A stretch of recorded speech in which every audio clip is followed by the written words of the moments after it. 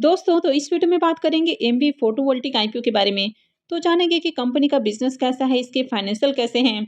IPO का grey market में premium किस प्राइस के ऊपर ट्रेड कर रहा है, आईपीओ में अप्लाई करना चाहिए या फिर नहीं करना चाहिए।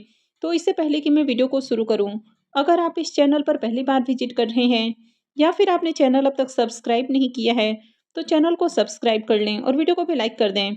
वैसे वीडियो शुरू करने से पहले मैं बता दूं, वीडियो सिर्फ और सिर्फ एजुकेशनल पॉइंट ऑफ व्यू से बनाई जा रही है, तो कहीं भी इन्वेस्टमेंट से पहले अपनी खुद की एनालिसिस करें और अपने फाइनेंशियल एडवाइजर से कंसल्ट करना ना भूलें। सबसे पहले आईपीओ की डिटेल्स की बात की जाए तो आईपीओ 11 नवंबर से यानी कि मंगलवार से ओपन होने वाला है और ये 13 नवंबर को क्लोज हो जाएगा। फेस वैल्यू ₹2 पर शेयर है। आईपीओ में प्राइस 217 रखा गया है। अब ₹2 के फेस वैल्यू पर ₹217 का प्राइस है, तो अगर ₹10 के फेस वैल्यू के अकॉर्डिंग इसको कैलकुलेट करें तो जो शेयर का प्राइस है वो ₹1085 निकल कर आता है, यानी कि थोड़ा सा एक्सपेंसिव प्राइस रखा गया है और इसमें 69 शेयर्स का लॉट होने वाला है। आईपीओ 2900 करोड़ का है, जिसमें 2143 करोड़ का फ्रेश इशू है और 756 करोड़ का ऑफर फॉर सेल होने वाला है। ये मेन बोर्ड आईपीओ है, कंपनी बीएससी और एनएससी के ऊपर लिस्ट होगी।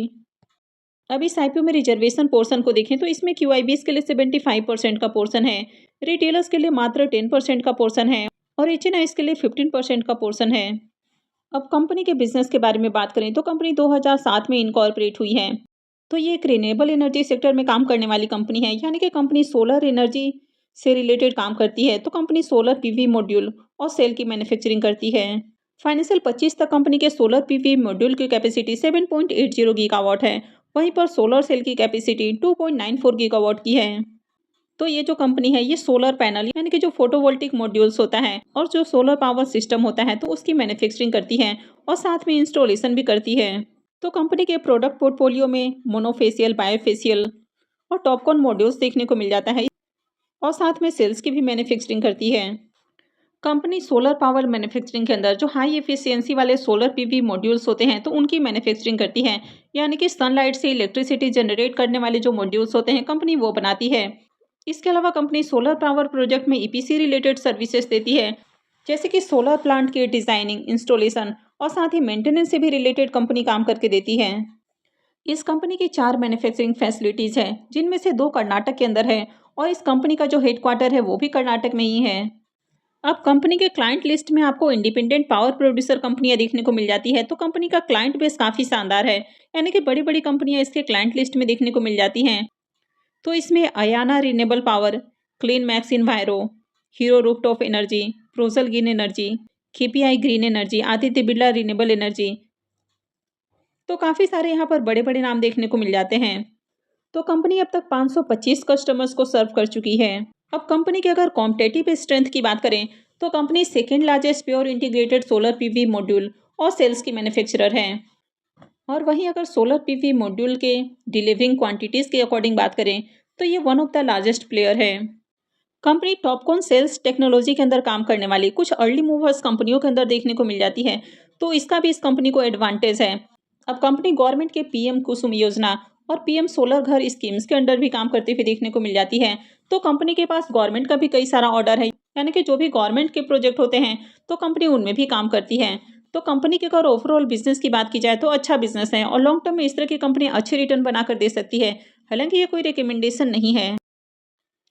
कंपनी के फाइनेंशियल को देखें तो कंपनी ने 3 सालों का फाइनेंशियल पेश किया है, जिसमें 23, 24 और 25 का कंप्लीट फाइनेंशियल है और फाइनेंशियल 26 के फर्स्ट क्वार्टर यानी कि 3 मंथ के फाइनेंशियल है। कंपनी का एसेट लगातार इंक्रीज हुआ है। 23 में एसेट 840 करोड़ का है, 24 में 2189 करोड़ और 25 में 3913 करोड़ का एसेट है। फाइनेंशियल 26 के फर्स्ट क्वार्टर में 4347 करोड़ का एसेट है। अगर इनकम की बात की जाए तो 23 के अंदर इनकम इसका 644 करोड़ का है, जो कि 24 में बढ़ के 954 करोड़ और 25 के अंदर 2360 करोड़ का देखने को मिला है। फाइनेंशियल 26 के फर्स्ट क्वार्टर में 1042 करोड़ का इनकम है। तो ईयर ऑन ईयर देखें तो कंपनी अच्छे इनकम भी जनरेट कर रही है। 24 से 25 के बीच में अगर देखें तो कंपनी का इनकम 2.5 गुना से इंक्रीज होते हुए देखने को मिला है। अगर कंपनी के प्रॉफिट को भी देखें तो कंपनी प्रॉफिटेबल है, यानी कि 23 में कंपनी का प्रॉफिट जहां 9 करोड़ के अराउंड है, 24 में बढ़ के 29 करोड़ के अराउंड हो गया है और फाइनेंशियल 25 में इनकम बढ़ के 369 करोड़ का देखने को मिला है। अब यहाँ पर भी कंपनी के इनकम को देखें तो 24 से 25 में कंपनी का जो इनकम है वो 12.5 गुना से भी ज़्यादा इंक्रीज हुआ है। यानी कि कंपनी के इनकम में भी शानदार जंप देखने को मिली है और फाइनेंशियल 25 के फर्स्ट क्वार्टर में कंपनी का प्रॉफिट 187 करोड़ से भी ज़्यादा है। तो कंपनी एग्रेसिव प्रॉफिट जनरेट कर रही है, कंपनी प्रॉफिटेबल भी है। हालांकि कंपनी प्रॉफिटेबल है, लेकिन इसके बावजूद भी इस आईपीओ में जो रिटेलर्स का पोर्शन है वो मात्र 10% का है। कंपनी का ईबिटा लगातार इंक्रीज हो रहा है। नेटवर्थ को भी देखें तो कंपनी का नेटवर्थ भी साल दर साल बढ़ा है। 23 के अंडर नेटवर्थ इसका 133 करोड़ का है, 24 में 162 करोड़, 25 में 531 करोड़ और फाइनेंशियल 26 के फर्स्ट क्वार्टर में 718 करोड़ का नेटवर्थ है। अगर इसके रिजर्व को भी देखें तो रिजर्व भी साल दर साल इंक्रीज हुआ है। अभी कंपनी के पास 608 करोड़ का रिजर्व है। वैसे कर्ज को देखें तो कंपनी का कर्ज भी बढ़ा है। अभी कंपनी के ऊपर 2032 करोड़ का कर्ज है, तो कंपनी के ऊपर कर्ज बहुत ज़्यादा है। लेकिन कंपनी का आईपीओ लाने के पीछे जो मेन ऑब्जेक्टिव है वो ये है कि कंपनी अपने कर्जे को कम करने वाली है। तो कंपनी यहाँ पर आईपीओ से जो फंड रेज करने वाली है तो उसमें से 1621 करोड़ रुपए कर्ज के भुगतान के ऊपर खर्च करेगी। तो आगे कंपनी का कर्ज बहुत कम हो जाएगा, यानी कि मात्र कंपनी के ऊपर 410 से 11 करोड़ के अराउंड कर्ज रहने वाला है। तो आगे कंपनी का अगर कर्ज कम हो जाता है तो कंपनी अपने बिजनेस के ग्रोथ के ऊपर फोकस कर पाएगी। तो कंपनी के अगर फाइनेंशियल को देखें तो ठीक ठाक फाइनेंशियल है। हालांकि अभी डेट है, लेकिन आगे ये कम होने वाला है और कंपनी एग्रेसिवली इनकम और प्रॉफिट जनरेट कर रही है। अब इस कंपनी के केपीआई इंडिकेटर्स की बात करें तो इसका आरओई 104.60% है, यानी कि शानदार आरओई है। आरओसी 23.33 का है, तो ये भी काफ़ी अट्रैक्टिव है। डेट टू इक्विटी रेशियो वैसे काफ़ी हाई है, 3.63 का डेट टू इक्विटी रेशियो है, लेकिन आगे कंपनी का कर्ज कम होने वाला है। रिटर्न ऑन नेटवर्थ 69.44% है, तो ये भी काफ़ी शानदार है। पैट मार्जिन 15.80 का है, यानी कि शानदार पैट मार्जिन भी है। ईबिटा मार्जिन 30.31 का है। वैसे प्राइस टू बुक वैल्यू इसका हाई है, 24.25 का है, तो ये थोड़ा लो होना चाहिए था। यानी कि 6 या इससे नीचे अगर प्राइस टू बुक वैल्यू होता है तो वो अच्छा रहता है। तो यहाँ पर आपने पहले भी देखा कि कंपनी एक्सपेंसिव वैल्यूएशंस के ऊपर आईपीओ लेकर आई है, तो ये इसमें एक नेगेटिव पॉइंट है। कंपनी की अगर मार्केट कैप को देखें तो 15,000 करोड़ से ज़्यादा का मार्केट कैप है।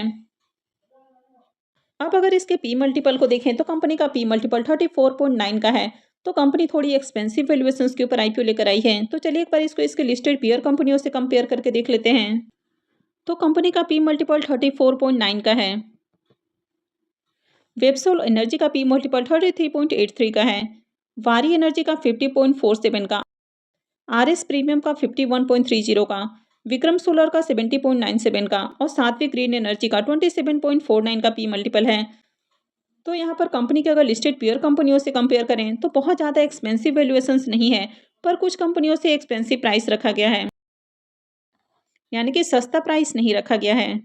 अब आईपीओ के ऑब्जेक्टिव की बात करें कि कंपनी आईपीओ क्यों लेकर आ रही है, तो कंपनी का आईपीओ लाने के पीछे जो मेन ऑब्जेक्टिव है वो है कर्जे को कम करना। तो कंपनी यहाँ पर 1621 करोड़ रुपए कर्ज के भुगतान के ऊपर खर्च करेगी और बाकी का जो पैसा है वो जनरल कॉर्पोरेट पर्पस के ऊपर खर्च किया जाएगा। आईपीओ के लॉट साइज की बात की जाए तो आईपीओ में 69 शेयर्स का एक लॉट है और एक लॉट के ऊपर इन्वेस्टमेंट अमाउंट 14,973 रुपये रहने वाला है। कंपनी के अंदर प्रमोटर्स की होल्डिंग को देखें तो अभी प्रमोटर का स्टेक 100% है और आईपीओ लिस्टिंग के बाद प्रमोटर का स्टेक कुछ कम हो जाएगा। आईपीओ के शेड्यूल की बात की जाए तो आईपीओ 11 नवंबर से यानी कि मंगलवार से ओपन होने वाला है और ये 13 नवंबर को क्लोज हो जाएगा। अलॉटमेंट डेट 14 नवंबर है, रिफंड डेट 17 नवंबर, क्रेडिट डेट भी 17 नवंबर है और लिस्टिंग 18 नवंबर को होने वाली है। तो चलिए अब इसके प्रीमियम को भी देख लेते हैं। अब अगर इस कंपनी के प्रीमियम को देखें तो इसका प्रीमियम अभी 20 रुपीज़ के ऊपर ट्रेड कर रहा। आईपीओ में 69 शेयर्स का लॉट है, तो एक लॉट से 1380 रुपये करीब प्रॉफिट की उम्मीद है। तो प्रीमियम इसका 9% के ऊपर ट्रेड कर रहा है। तो प्रीमियम को देखा जाए तो बहुत अट्रैक्टिव प्रीमियम नहीं है। अब कंपनी के अगर बिजनेस को देखें तो कंपनी रिन्यूएबल एनर्जी यानी कि सोलर से पावर जनरेशन का काम करती है। तो कंपनी सोलर पीवी मॉड्यूल और सेल्स की मैन्युफैक्चरिंग करती है और pure integrated solar PV modules और सेल्स मैन्युफैक्चरिंग के अंदर ये सेकंड लार्जेस्ट प्लेयर है इंडिया में। तो कंपनी का बिजनेस अच्छा है। अब कंपनी के ऊपर कर्ज अभी फिलहाल थोड़ा ज़्यादा है, लेकिन आईपीओ से कंपनी जो भी पैसा रेज करने वाली है वो कर्ज के भुगतान के ऊपर खर्च करेगी, तो आगे कंपनी का कर्ज भी कम हो जाएगा। तो कंपनी अपने बिजनेस के ऊपर और अच्छे से फोकस कर पाएगी। यानी कि इस तरह की जो कंपनियां हैं ये लॉन्ग टर्म में अच्छे रिटर्न देने की कैपेसिटी रखती हैं। अब अगर शॉर्ट टर्म में लिस्टिंग गेन की बात की जाए तो शॉर्ट टर्म में लिस्टिंग गेन तभी बनता है जब ओवरऑल मार्केट अच्छा रहता है, यानी कि मार्केट का अगर सेंटीमेंट पॉजिटिव है, बुलिश मार्केट है, तो उस समय किसी भी आईपीओ की लिस्टिंग आपको अट्रैक्टिव देखने को मिलती है। वहीं अगर मार्केट का मूड बियरिश है, नेगेटिव सेंटीमेंट में आईपीओ की लिस्टिंग भी बढ़िया नहीं होती है। तो फिलहाल इसके प्रीमियम को देखें तो बहुत अट्रैक्टिव प्रीमियम नहीं है। आगे अगर प्रीमियम में और ज़्यादा गिरावट आती है तो ऐसे में आईपीओ से बहुत अच्छे लिस्टिंग गेन मिलने के चांसेस कम हैं। और वैसे भी कंपनी थोड़ी एक्सपेंसिव प्राइस के ऊपर आईपीओ लेकर आई है, तो ज़्यादा बढ़िया लिस्टिंग गेन की उम्मीद नहीं लग रही है। वैसे कंपनी अच्छी है और लॉन्ग टर्म में इस तरह की कंपनी अच्छे रिटर्न दे सकती है। लेकिन किसी भी आईपीओ में अप्लाई करना है नहीं करना है, तो ये पूरी तरह से आपका अपना डिसीजन होना चाहिए। तो आप इसमें क्या करने वाले हैं, अप्लाई करने वाले हैं या फिर नहीं करने वाले हैं, कमेंट करके ज़रूर बताएं। आई होप कि आपको वीडियो अच्छी लगी होगी। तो अगर आपने वीडियो को लाइक नहीं किया है तो वीडियो को लाइक कर दें, चैनल को भी सब्सक्राइब करके रखें। और वीडियो को अंत तक देखने के लिए आप सबका बहुत बहुत धन्यवाद।